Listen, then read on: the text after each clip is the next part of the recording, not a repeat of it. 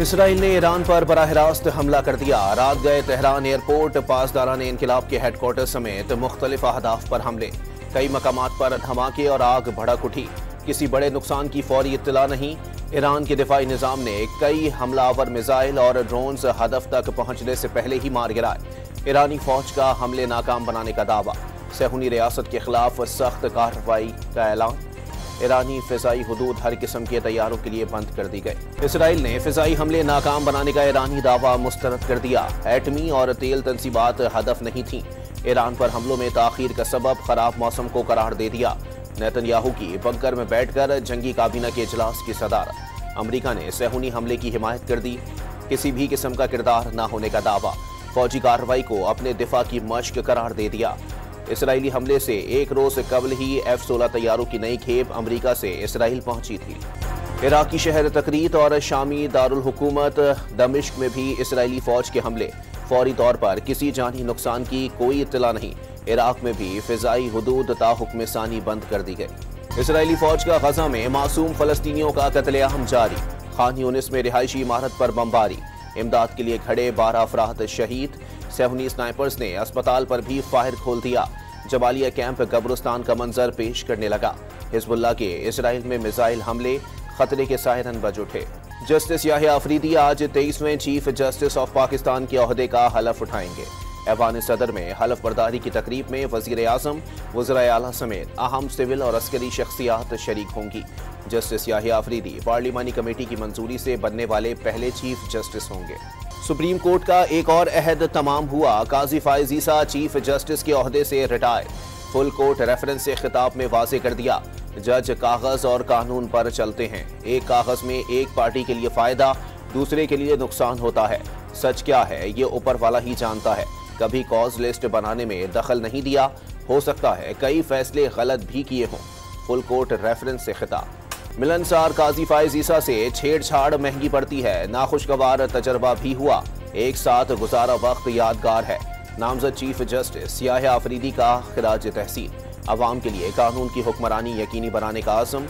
ओहदे का हलफ आज ऐवान सदर में उठाएंगे। पार्लिमानी कमेटी की जानिब से नामजद पहले चीफ जस्टिस होंगे। तैनाती 3 साल के लिए होगी। जस्टिस काजी फाइज ईसा अदालती हमआहंगी में नाकाम रहे। अदलिया में मुदाखलत रोकने के बजाय दरवाजे मजीद खोले।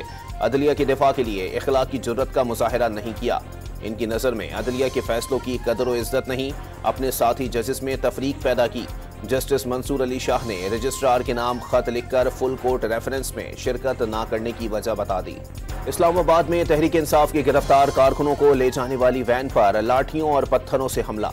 वाक़िए की वीडियो मंजर आम पर आ गई। पुलिस का कैदियों को छुड़ाने की कोशिश, नाकाम बनाने का दावा।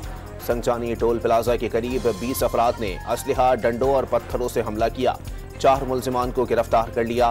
तर्जुमान इस्लामाबाद पुलिस का मौक़िफ़। कैदी वैन्स में तहरीक इंसाफ के 2 अरकान असेंबली भी सवार थे। वफाकी वज़ीर इत्तलात अताउल्लाह तारड़ ने कैदियों की वैन पर हमला तहरीक इंसाफ की सोची समझी साजिश करार दे दी। गिरफ्तार मुल्जिमान में खैबर पख्तूनख्वा से मुंतखब MPA का बेटा भी शामिल। 2 गाड़ियां, 4 अफराद और असलहा कब्जे में ले लिया गया। अताउल्लाह तारड़ ने तहरीक इंसाफ को 9 मई PTV हमला केस और पार्लियामेंट का दरवाजा तोड़ने के वाक़यात भी याद दिला दिए। तहरीक इंसाफ ने कैदी वैन्स पर हमला पुलिस की साजिश करार दे दी। अदालत की तरफ से कारकुनों के खिलाफ मुकदमा डिस्चार्ज करने के बाद दूसरे मुकदमे में गिरफ्तारी डाली गई। SHO ने वैन का शीशा तोड़ा। तमाशे के बावजूद PTI के कैदी वहीं मौजूद रहे। शेख वकास अकरम का दावा। अली अमीन गंडापुर को कैदियों को नुकसान पहुंचाने पर एक्शन का इंतबाह। बानी PTI की बहनों अलीमा खान और उस्मा खान एहतजाज के दौरान तोड़फोड़ के केस में जमानत के बाद रिहा। तीसरी बहन नौरीन न्याजी और कारकुनों की बड़ी तादाद ने डिस्ट्रिक्ट जेल जेहलम के बाहर इस्तकबाल किया। पेशावर में साबिक खातून अव्वल बुशरा बीबी की तबीयत नासाज। इन्फेक्शन के बाइस मजीद टेस्ट कराने का फैसला। शौकत खानम अस्पताल में चेकअप कराए जाने का इम्कान। लकी मरवत में नमाज मगरिब के वक्त ख्वारिज का मस्जिद पर हमला। कैडेट आरिफुल्ला ने जान देकर नमाजियों को बचा लिया। ISPR के मुताबिक मिलिट्री अकेडमी काकोल में जेर तरबियत 19 साला आरिफुल्ला छुट्टी पर आबाई शहर आए हुए थे। डेरा इस्माइल खान में खारजी दहशतगर्दों का चेक पोस्ट पर हमला।